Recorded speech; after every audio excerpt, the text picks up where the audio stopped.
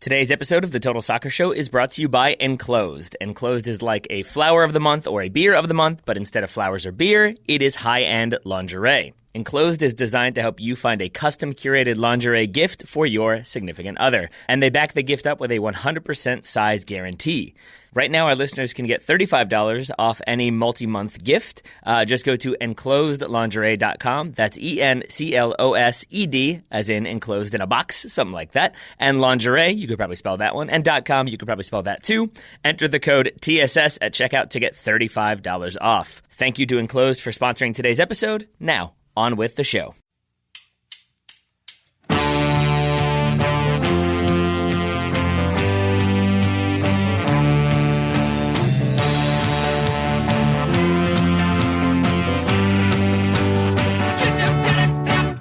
Hello and welcome to the Total Soccer Show. I am Taylor Rockwell, not your usual introer, but that's the way it's going to be today because there is no Darryl Grove in studio. We will be back to our regular services tomorrow. But for now, I am instead going to be talking to The Athletic's Paul Tenorio, our friend and yours. Paul was in New York for the unveiling of Gregg Berhalter as the new coach of the U.S. men's national team.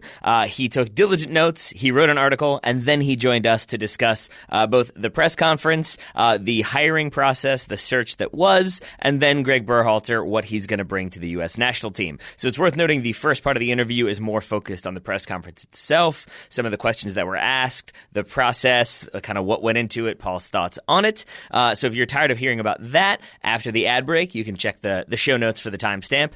We get more into Gregg Berhalter himself, what he's going to be bringing to the national team, his tactical approach, his personal approach, his approach to the press. Lots of approaches in there. We're also going to talk about what he'll bring for the January camp and those first friendlies. Lots and lots discussed, but that's great because Paul is great. He has many, many, many great insights, which is not surprising, but is worth noting. So, without further ado, joining me now, I've got Mr. Paul Tenorio of The Athletic. Paul, thank you very much for taking the time this evening. Thanks for having me. Yeah, I can't believe it's the first time. I find that very strange. Daryl was like, oh, we should have Paul on for the first time. And I was like, what do you mean the first time? He's been on like 6 times. That is not the case. So welcome. It just feels so comfortable already that it just feels like we've been doing this forever. I feel like I've hugged you like 40 times and we haven't had you on the show. That feels very strange. You know, it's okay though because the intimacy will translate. You know. Well, I hope so. But we're having you on not to discuss the intimacy of our relationship, but to discuss the obvious hiring of Mr. Gregg Berhalter, that press conference today. I know you were in attendance, so I wanted to get your thoughts on lots of different stuff, starting with maybe this is like my perspective going into it, so I wanted to acknowledge that up front. But it felt like there was kind of a weird vibe in the room today. Watching the stream, it seemed like somewhat muted compared to what I would expect a national team announcement would look like.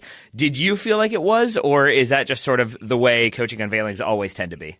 Yeah, I mean, it's always weird, right? It's a room full of media, so it's not like you're going to have like cheering and clapping and stuff like that. But True. I think there definitely was that. There was that kind of the same thing that's been following the national team around for 14 months. It was like there are a lot of question marks, not with Gregg, with everything surrounding the situation. And that was still very present. Like the first half of the press conference was addressing the process and feeling like they had to justify the process, which is hard to do. And then also, addressing kind of everything around U.S. soccer and the search and Jay Berhalter and all those things. And then it was like, okay, now like break and let's talk about soccer again, which is a relief for a lot of people. Yep. And I think a relief for fans in a sense, certainly even for someone like me, like I'm still going to cover everything else that happens, but it is nice to think about the soccer side of the U.S. national team again. And not just in the sense of like, oh, like it's great. Dave Sarachan's calling up all these teenagers. Mm-hmm. It's like, okay, what is this team going to look like? So I think that was the sense of the press conference. Like the first half was like still everything was weighted down by the failings of this search and the places they got it wrong, and finally being able to answer questions about it. Like, yeah. And that's why it didn't feel celebratory, nor should it really, right? It should be that. I think they understood that they had a little bit of explaining to do. And I'm glad at least that they sat up there and answered the questions. Well, then let me ask you this. Would you rather, I'm going to be a bad interviewer and let you decide. Would you rather start by talking about Gregg Berhalter and sort of like the coach, or would you rather talk about the process for a little bit? I want to get to both, but I'm not sure which way is best to start. No, let's go the same way the press conference did, and do the process and then the coach. All right. So then, very generally, because you wrote a lengthy topic on the process, the search for the Athletic. So I wanted to ask, what did you make of the overall process from what you heard from different sources, from what you experienced yourself? Do you feel like it was as thorough as they're suggesting? Let's start there. I think it was as thorough as they're suggesting, but that still doesn't mean it was thorough enough, right? Like, I think that the U.S. Soccer Federation could have done itself a lot of favors by having advanced discussions with people like Tata Martino. Mm-hmm. Because my take, and I say that I don't know exactly who they spoke to. Talking to Ernie Stewart today, he told me after the press conference that he had conversations with 8 different people out of his 11 finalists. So it's not as though, we kind of were operating under the assumption that he had only spoken to 4 people or interviewed 2. The way he made it seem to me was that there were more conversations, that he really felt like he wanted to have conversations with the people that he felt like he needed to learn more about how they thought about the game, how they thought about the job and the national team. And he even said, examples, Dave Sarakin, there wasn't a need for a formal conversation. He watched Dave Sarakin work for a year. He had an understanding of how Dave went about the job. But I do think that there is, I believe that there's a lot of value to be had in formal interview settings. I think that you learn about how people think and why they do things the way they do and how they would approach the team that can inform and influence you, whether you hire them or not. And so I think that was missing from this job search. I think formal interviews, while I understand the kind of argument Ernie has of I was only going to formally interview people I really thought were going to get the job and not waste other people's time, it's very nice of you, but take advantage of those opportunities and take advantage of those different opinions and ideas that you can get from people in an interview setting. And who knows, somebody might surprise you. Yeah, and that was what the job was. That's what it was lacking, in my opinion. That's where the search fell short. That makes sense to me. The other issues that I kind of had with it, I'd love to hear your thoughts. One was when he talked about the sort of evaluation and the qualifications, where he went from 33 initial, a pool of 33, down to 11, and then down to the final candidates. It seemed like he had kind of come up with a list of qualifications and a criteria that he wanted for the profile based on either conversations with people or his own background or whatever.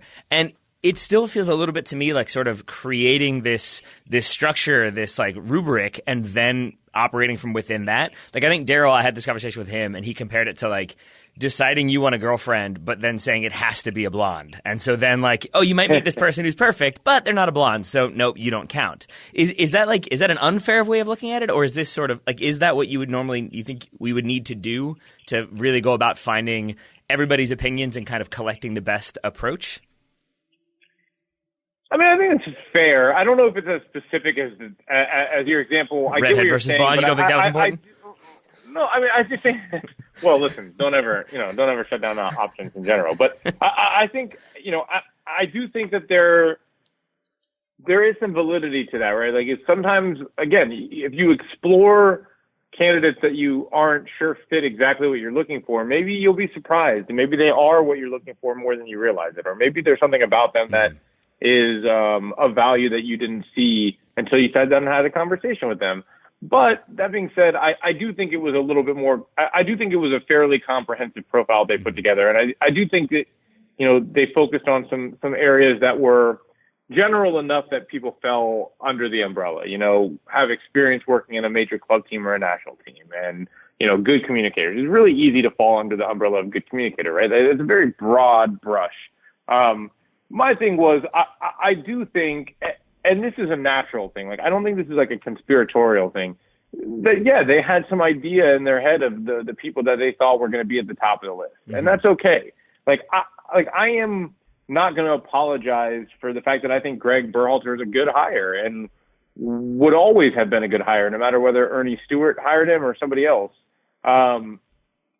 So I also think it's important to acknowledge that, right? Like, I think that's where U.S. soccer really also fell short here is, to talk about specific candidates and to say, yes, going in, like, we intend to interview Gregg Berhalter and we intend to interview Oscar Pareja and it's not that easy, right? Because there are relationships you have to manage behind the scenes. But I do think that next layer of transparency and honesty really is appreciated by fans, and it really eliminates some of the concern that you went in with blinders on, because at least you're saying, hey, these are why we think these three are our top candidates, but we also intend to interview other people. I just think that could have been a little bit. The transparency from start to finish could have been a lot better versus trying to be somewhat transparent at the very end. Like that killed U.S. soccer, in my opinion. Yeah, I would agree with that. And I would say, and it's also the case that when you don't have transparency, it's not just not having it, but then it's also that stuff leaks out. And if you're not controlling the message, if you're not being clear about that message, then it kind of gets distorted. And one of the things that stands out to me, I would love for you to either try to clarify, or you can just say, I don't know, that's weird. But it felt like we heard the reports a month or two ago that they weren't talking to Tata Martino because they were looking for a person who was a native English speaker or fluent in English. Then it's been today, the presser, there were some conversations, and Ernie Stewart, it felt clarified that they wanted somebody who spoke a variety of languages. But then, as you said, one of the criteria they established was that they wanted a good communicator. To me, that's a way of saying we wanted somebody who speaks English. So I think right there, that's an example to me of if they had just come out and said look, we're looking for a person who is fluent in English because that helps us better convey what we need to the locker room, and we feel like communication hasn't been there. I think people get it. Maybe you get some pushback, but I think for the most part people appreciate that, as opposed to it kind of leaks out kind of vaguely and then people interpret it and it maybe gets blown out of proportion. So I think that maybe that's not a great example of what you're talking about, but it is a great example in my mind of a lack of overall clarity making things more confusing. Yeah, I also think there was some backpedaling, right? It's they say something that they think is a normal, totally rational. Of course the coach should speak English. Mm-hmm. And then there's such a blowback that they're oh crap, we need to walk this back and try to make it seem like it's not just about Spanish speaking or English speaking or whatever. They could have done a better job presenting that all the way around and making it. If you believe it, then freaking go for it. You know what I mean? Tell me why that is essential for the job. And that, I think, is where U.S. soccer fell short, specifically with the language thing. But I did think it was notable that they kind of walked that back over time, because I think they realized that it fell short of what should be considered an important quality. And in fact, when they first announced the Berhalter hire on the weekend, and they provided some background information on the search, part of that was kind of a rubric of some sort. I don't know the best way to put it, but it was basically, hey, these are the things that were essential. Here are the things that were bonuses. And the communication thing was in the essential, and the language part was in the bonus side. So I think they realized, hey, maybe if we make a distinction here, we can sell it a little bit easier than we did the first time. It was, again, I agree with you in the sense it was a sign that they, I think, failed to handled that part of it correctly, and also failed to have a really clear idea of what really mattered, right? Is it communication? Is it language? Is it Spanish? Is it English? What really matters here? And by the way, is it communication with players, with Ernie? Is it communication with the media? That wasn't clear either. Yeah, I would agree.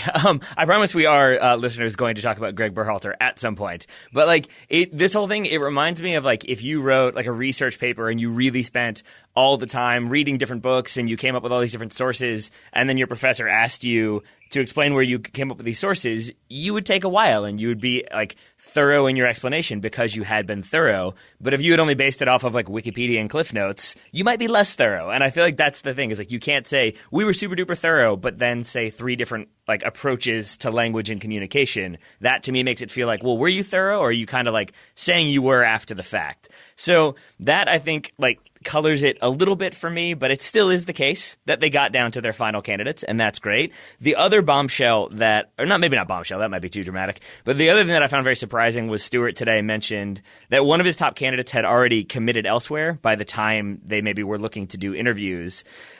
We can't know for sure, but I'm guessing that's either Juan Carlos Osorio, Tata Martino, or Jesse Marsh. Does that theoretically sound about right to you? That is one of those three? Yeah, for sure. All right. My assumption was that it was Juan Carlos Osorio, and I think that was a nod. I don't know. There's a skeptical side of me, right? As a reporter, like, okay, like, I think some of it is a response to public opinion, and to be able to say, like, yeah, we were considering these candidates that you thought should have been considered, is a way of placating that to a certain degree. And again, I do want to say, like, I don't agree with that to a certain extent. Like, I thought it was important that they were transparent, but I also thought there was value in eventually when they got to the point of, and I think it was Carlos Cordero that said this, like, look, we don't really regret anything that went wrong. And Ernie said this too, like, that happens. Like, things took time and the guy committed. That's life. Like, you got to move on. And then Carlos said, like, we hired the person that we are really happy with. And we think in a few years' time, you're going to look back and say, like, this was the right hire too. And I think that that's an important conclusion to get to, because I do think at the end of the day, they made a good hire, and they were stuck in this position where they had to apologize for the process because it was not handled right from the start. But this had to be also a day of trying to move on from, like, okay, we made mistakes, we failed here, we failed there, but look, we ended up with a really good coach, and at some point, they have to start being judged on the person they hired as much or more than they're being judged on the process that got to hire them and to hire that person. So that's where we've reached. And now it's like, okay, now if Gregg fails, it's going to be a huge indictment of the process, and we'll loop back to it. But I do think that we've reached this point now where it's like there's so much disappointment in who wasn't interviewed, without any ability to say, like, oh, like, Tata would have been successful. Maybe it would have been a failure. Same with Juan Carlos Osorio. Like, maybe Gregg Berhalter is a better hire than both of those guys. We don't know yet, but we're going to find out at least how successful Gregg can be with this program and with this team where it is right now.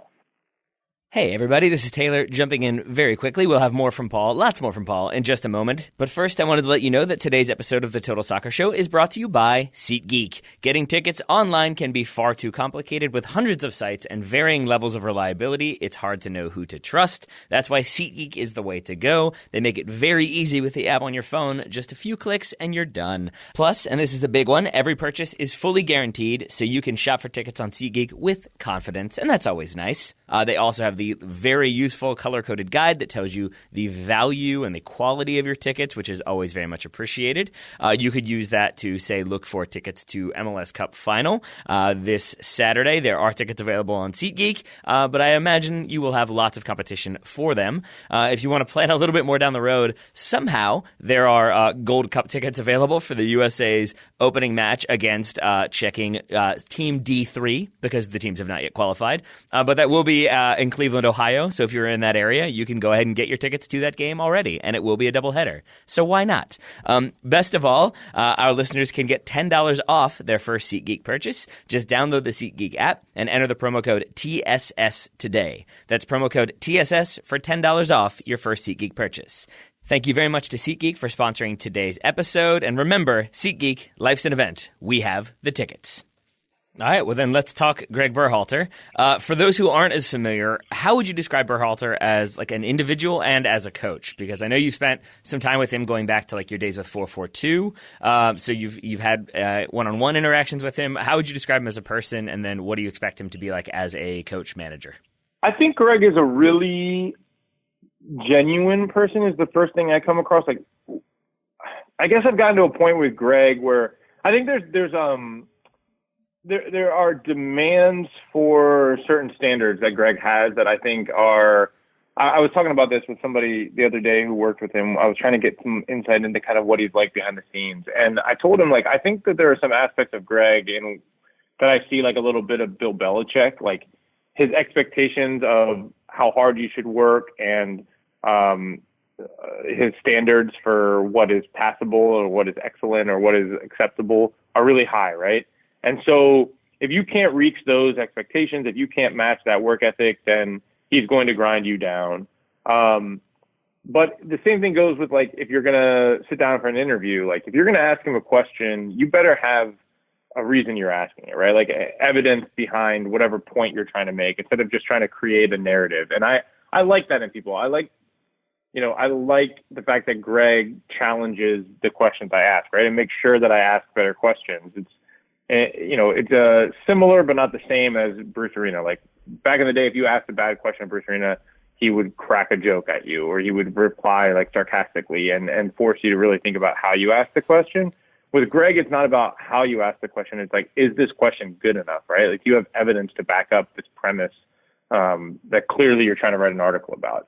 And that's what I got to know about Gregg early on. Wait, if you don't mind me interjecting real fast, I got to know. Like, sure. How does he challenge you exactly? Is it sort of like, well, why are you asking that? No. It's like, oh, you think that's a trend? Like, well, what evidence do you have that that's a trend? You know what I mean? Like, oh, you're just saying that because you think that, but, like, do you have anything to actually back that up? Like, that's why Gregg, this is a coach who relies heavily on analytics, right? So it's the same thing he asks of his staff or of himself when he's scouting a player. It's like, there's a reason you bring in analytics. Like, yeah, you still have the eye test. You still scout those players. You watch them, and okay, they pass the eye test. But, like, why are we going to go watch this player?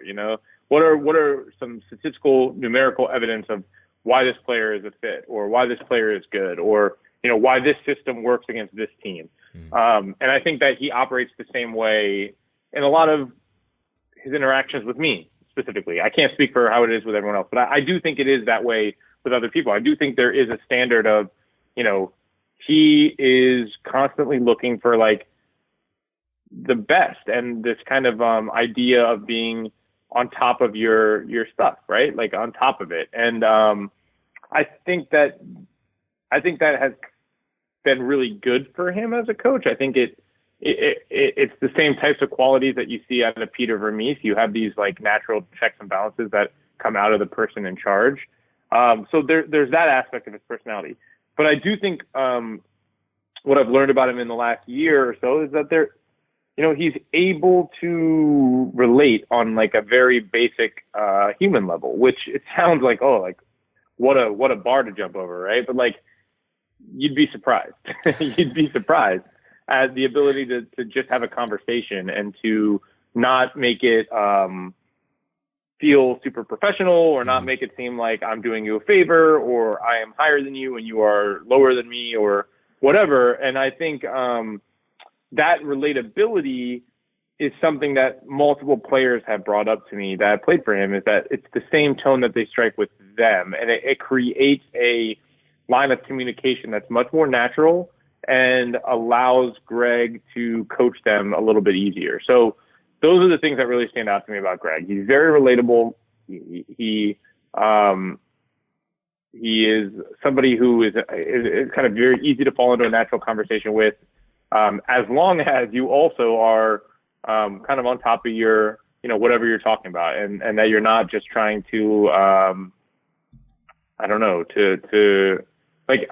think he really doesn't like it if you reached a conclusion before you've before you've given him a chance to actually give you an answer, right? Like, don't already have your thesis before the interview's over. So that stood out to me as well. I always try to figure out if it's like hypothesis before conclusion, but that's natural. It's having your conclusion before your hypothesis, I guess, or having not the data to back up your hypothesis. See, this is why science was bad for me. It's that, and it's also like, okay, like, you're doing this interview, like, and I get it, right? Like, I see these types of columns all the time, and I can understand the frustration behind it. It's like, oh, you already know what you're going to write. Like, you're just trying to use me to, like, to get a quote to prove, to back up your point. So that's the context of, like, interaction with media, right? And I think that still translates to his interactions with other people. It's like, hey, like, let's be real with each other. Let's have these standards, and this is how we're going to operate behind the scenes. Like, we're going to back up what we're doing. There's a reason for everything. There's an efficiency behind it. And I think that's a big part of who Gregg is. I think it's why he's been a forward thinker in analytics in MLS. I think it's why he's done a really good job of maximizing his roster with a very low amount of investment from his owners. It's because he kind of has these standards of like, this is what it's going to take before we okay a player, or before before we play a certain system in a certain game. And I think there is that. It does remind me of some of the better coaches I've been around, and just that he doesn't want to leave any kind of like stone unturned. He doesn't want to take anything for granted. He wants there to be a reason and an efficiency behind everything he does. With that in mind, do you think we should expect to continue to see sort of like varied rosters for the next few months? Obviously, he's going to want, I think he said he's not ruling anybody out. He wants to see what everybody brings to the table. But do you think we'll continue to see sort of the rosters that we've seen under Saracen, where it's some experienced players, a lot of youth players, this player getting a cap for the first time? Like, is he going to experiment that way, do you think? Or is it going to be more about establishing a core and then sort of seeing what else fits in from there?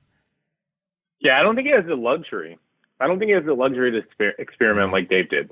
The Gold Cup's not that far away when you look at the number of windows that he's got to bring guys in. And I do think, I think he'll bring in some players just to see what they can add to the mix. But I do think it's time to try to create a core of the first couple of years of the window. And what the team looks like for the first couple of years of this window and what they look like for the second 2 years of the window are going to be different.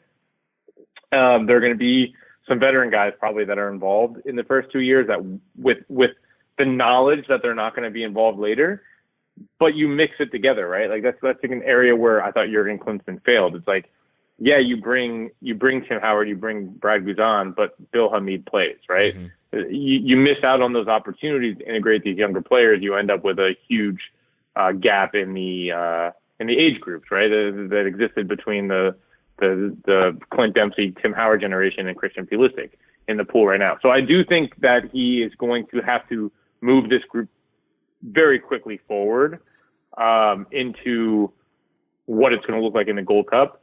But that doesn't mean that there's not room for, the Amons of the world or, Tim Weah or Josh Sargent, because he's going to want to get his hands on them and get them in his system and start to integrate them in, even if it's just, hey, let's get you in right now, let's communicate, and then you better break in with the first team or else you're not going to be back, Yeah. So he's got to balance that. All right. Well, you mentioned Klinsmann very briefly there. Going back to him for a moment, one of the things we've heard since he was let go, and even before a little bit, was that the locker room was kind of split. It was kind of divided. There were cliques within it. It sounds like from some of the things I've heard Ernie Stewart say that they were prioritizing communication, that he talked to a lot of current and former national team players, and they prioritized communication.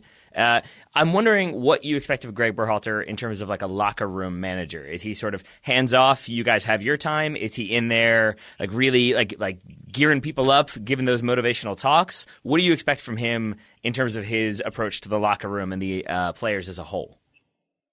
I think as a former player, he probably has a pretty good idea of when to leave a locker room alone and when to be involved. But I will say that talking to Will Trapp today, the one thing he said that Greg's biggest strength is his ability to communicate with his players. And so I think that's probably going to be one of the bigger positives that we hear from players both in Europe and the U.S. is I think Gregg's going to prioritize that. Mm-hmm. And I think that that's an area where he excels. And if that's really what Ernie was looking for as an important quality, then Gregg probably distinguished himself. The ability to know when to be in the locker room and when not to be, I think that comes instinctually, and I think having playing experience is huge in that. But I do think that Gregg is going to be the type of person who, as Will put it today, like you always know exactly what your role is going to be. And that's not just on the field. There's a real clear understanding of what the expectations are and what he's looking for out of every player. But a big part of that is on the field. Will said he told some teammates that were asking, like, we're never going to go into a game and not be prepared for it because Gregg is so good at preparing, but more importantly than that, he's so good at communicating to you exactly what you should expect from your position and your role for this game. So it's definitely, I think, going to be for anyone, and there won't be very many that were a part of Jurgen's teams. I think it'll be a big difference because when you're reporting on those Jurgen teams, you hear stories like, we didn't train this formation all week long, and then the morning of the game, we decided to play this formation, So that's not going to happen under Gregg Berhalter. It's just not how he works and how he functions. All right. And when you talk about, you say he's going to be very good at communicating the plan and the approach to the players. We had some people asking us yesterday, do we think he'll be more inclined to communicate what he's doing to the press, to the fans? Is that something you anticipate, or how does he go about explaining what he's doing? Is he kind of cagey, or is he okay with saying, I wanted to attack down the left-hand channel for this reason and this reason, and that didn't work because of this? Both. All right. Both. I think Gregg has learned that there is value in honesty with the media, that there's value there, and it can help you, it can help the team, and that's what he's looking for, right? He's looking for those efficiencies. And so he's a guy, for example, here's an example. A few months ago, I was breaking the news that there was an offer to buy Will Trapp from an English championship team. Mm-hmm. So I called the crew to let them know that I was going to report this, and did they have any comments on it? And they got back to me and said, yeah, Gregg Berhalter would like to call you and give you comment and background information. And it was a little bit surprising because usually you don't get that. And he was actually very good on the record, all quoted, talking about, what he thought about this offer, how the crew was thinking about it, what it meant for Will, what they were looking for in the value for Will, how they valued him essentially. And so there's that side of Gregg where he understands why that's important to do and he sees value in doing it. But he's also a coach, right? So there are going to be moments, no doubt, in the course of qualification, in the course of coaching, where there's going to be a question after a game that he just doesn't want to answer. I'm sure of it. Yeah. It happens all the time. But I do think that there is, or at least the indication over the last year, that Gregg sees the value in educating the public through the media. And I hope that continues during his tenure as national team coach, because I think we are still in a point in this country where that's a big part of what we do, is educating the fans. And I think as long as he remembers that and continues that, I think the national team will be better off. All right. And I think the other reason why I'm assuming you think they'll be better off is because in your 442 article from 2017, I think it was, you said he was one of the very best tactical coaches in Major League Soccer. So what exactly do you think it is that makes him so good? A couple things. That was a big exhale. I'm not sure if that was because you hated that question or because you got a lot to say. No, it's because I think it's hard for me to articulate that. One, I think there's a personal bias there. The way Gregg Berhalter's teams play is the way I grew up playing and the way I was trained to play. There are elements, if you read that article there, he talks about the elements of Dutch soccer that influenced how he plays. And I grew up playing the same system. Make the field as big as possible, use your passing and movement to stretch the opponent and put them in disorganized places, and then attack them and split the lines and create goal-scoring opportunities. So I like his tactics. Let's start there. The next side of it is I think that his tactics are I think it's a really strong sign of how good your tactics are and how strong your system is and the philosophies of your style of play when you can replace players and you don't see a major drop in production. Of course, you are always going to get special production out of special players, right? It's a lot harder to replace Federico Higuain than it is to replace Harrison Affel. And Affel's a good right back, but Higuain is a special player that he hasn't had to replace yet. So there are always that. But I do think when you see Kai Kamara score the way he did in that system, and then Ola Kamara score the way he did in that system, and then Jossie Zardes score the way he did in that system, that it's a sign that your tactics and your understanding of how to exploit weaknesses in an opponent and how to use certain movements and certain kind of guidelines of a philosophy that occur no matter what, right? That this is who we are no matter what. That translates well to the game, right? That works. And so there's that element of his tactical approach to the game that I think shows just how good he is. The last is I think Gregg is one of the MLS coaches over the last couple of years who has distinguished himself in his ability to attack weaknesses of an opponent without sacrificing what your style of play is. So, I think you can overcompensate for an opponent. Like, I live in Chicago, so I see a lot of Fire games. Like, I think that a mistake that Veljko Paunovic makes as a young coach is that too often he's coaching to the opponent, right? It's like too much of a tournament mentality where, okay, we're facing this team this week, we're going to take away their strengths. Where Gregg Berhalter looks at it and says, okay, these are our strengths. This is what this team does. Here's how we're going to use our strength to exploit this weakness. And we're going to focus on this part of our system in this game because it'll be more effective against this team.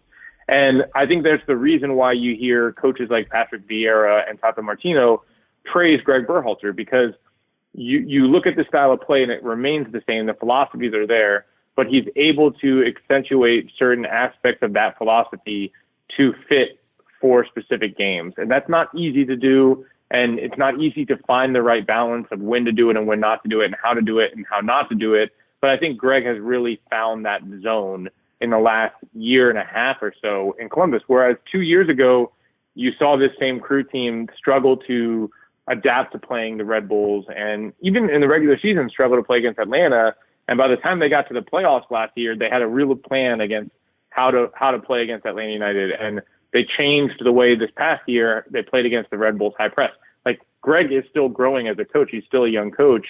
I just think he's at an advanced level compared to a lot of coaches in MLS that, maybe are stuck in their ways a little bit or are still kind of figuring out that side of who they are. That makes a lot of sense to me. And I think I've known Gregg Berhalter. I've watched the Crew play. I think I started paying more attention to them when it seemed like it was clear to me that he was near the top of the list, if not at the top. And I think the DC game from the playoffs stands out to me as a time when I remember watching, being like, "Oh, Berhalter is making changes and figuring things out, and I'm not sure Olsen is reacting." And I'm wondering, is there a game in your mind or a moment in your mind that kind of stands out to you as like, "Oh, that was really smart from Gregg Berhalter," or "Oh, this was a really good adjustment"? Would it be, for example, like what you're talking about this season with the Red Bulls, where he kind of figured out how to deal with them? Yeah, that definitely stands out to me, and I actually will want to give credit to Bobby Warshaw and Matt Doyle. They did a video about that game. You can give credit to Matt. You don't need to give credit to Bobby. That's fine. Well, I think he did a really good job. They did a really good job in that video of breaking it down in a really digestible way of how the system changed to essentially put Zach Steffen in a place where he was breaking the lines of the high pressure with long balls that skip the midfield essentially, and that they'd start the attack from there. So that game definitely stands out in my head. And there was the 442 article you keep referring to. I do mention that we got into this really weird conversation. Weird only because Gregg got so excited just because I kind of noticed a very small, what would be normally a very small tactical adjustment that played a really big role in that win for Columbus.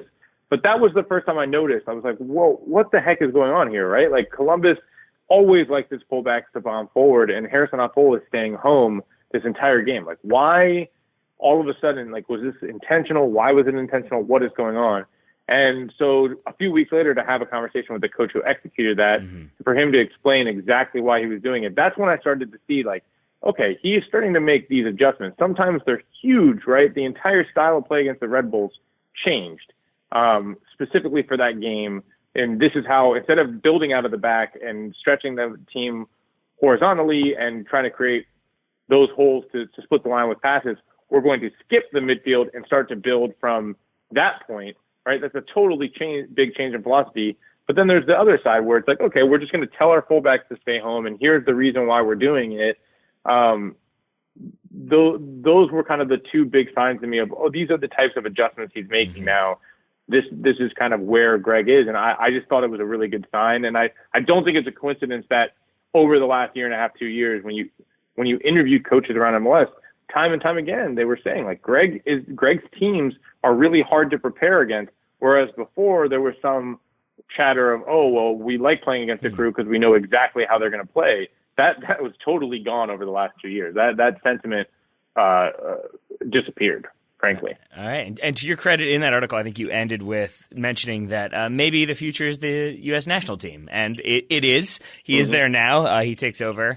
We'll have, the first game against Panama and then Costa Rica in late January and then early February. How are you, Paul, going to be watching the team from that first camp on? Are you looking at how they do within the games? Are you looking at the kind of atmosphere around the team, or is it maybe how he builds his rosters from one game to the next, or something else entirely? All of those things. I think I think you have to look at both the roster construction, the players he wants to bring in, and you have to look at the results on the field, and you have to look at how quickly they're adjusting to his style of play. Yeah. All of those things matter. So I'll be judging him. I'll be looking at all three of those things. What does the mixture of this roster look like? Veterans and young guys. How are they playing? How quickly are they responding? And how much is that translating to the results on the field? And is there a particular thing that you would say people can look for that shows if it's already starting to have an impact, if players are already starting to figure it out, or is it just them looking very organized on the field? I think we'll know. I think we'll know just kind of on how comfortable they look. Mm-hmm. I think there's that kind of soccer side of it where it's okay, the concepts are showing here, right? They're keeping more possession. They're looking confident on the ball. The things that we've seen out of Columbus are happening. I don't know that you're going to measure it by they kept 68% possession this game or whatever. I do think that it's just going to be a matter of a level of confidence that you'll get from the team, from their performance. Early on, I wouldn't expect it to be perfect, and so I'm not going to be paying as much attention to that side of it, right? How clean they are in the system. I do think it'll be important to acknowledge how comfortable the players are and to get that feedback from them after games. I do think that will be important.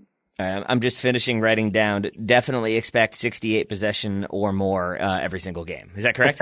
Perfect. All right, cool. Yes, that's exactly what I said. All right, I'm glad I got it down. Well, Paul, I appreciate it. I know you've got other stuff to do. I know you're on a deadline, and you stay busy, so I don't want to take up any more of your time than I already have, but I just wanted to say thank you very much for making your inaugural appearance via Skype on the Total Soccer Show. I'm just really glad that our hugs in person are now happening over podcasts. So this is a podcast hug, and I hope you consider it as such because that's how I've interpreted this whole thing. You're damn right I do. Paul, if people want to find more of your work, how can they do that? What can they do? Oh, you can always find me at The Athletic. I hope everyone is subscribing by now. I know the people that listen to your show, I've seen them all tweeting about the fact that they've subscribed to support you guys. And I'm on Twitter at Paul Tenorio. Come bug me and ask me questions and tell me I'm a moron because that's what Twitter's for. All right, that's what Twitter's for. And then maybe there'll be some hugs in the near future. We shall see. But until then, Paul, thank you very much for taking the time this evening. Thanks so much for having me.